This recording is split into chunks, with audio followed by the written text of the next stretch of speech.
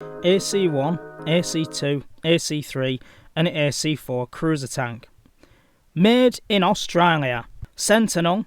In late 1940, given the fragile state of supplies between Britain and its colonies, it was decided which could be produced in Australia using easily obtained items such as truck engines. The Sentinel, as the result was called, was a tremendous achievement for a nation with such a small industrial base.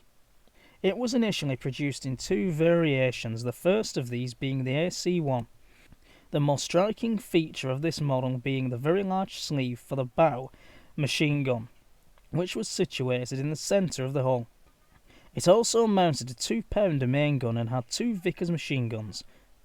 The cast hull and the turret was mounted on a suspension system, which resembled the French Hotchkiss design, whilst various parts such as the final drives and transmission were copied from the American M3.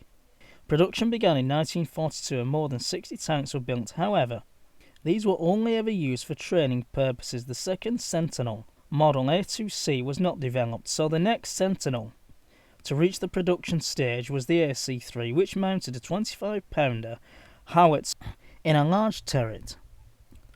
The triple engines, 3 Cadillac V8s, were now given a single crankcase.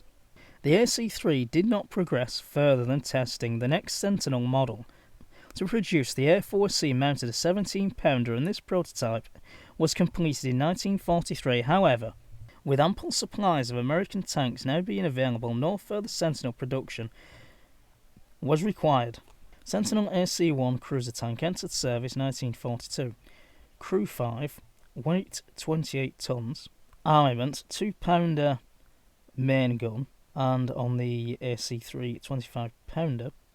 Secondary, two 7.62mm machine guns, main armament 65mm / 2.56 inches, power plant 3 Cadillac V8 petrol engines, speed 30 miles per hour, and range 198 miles.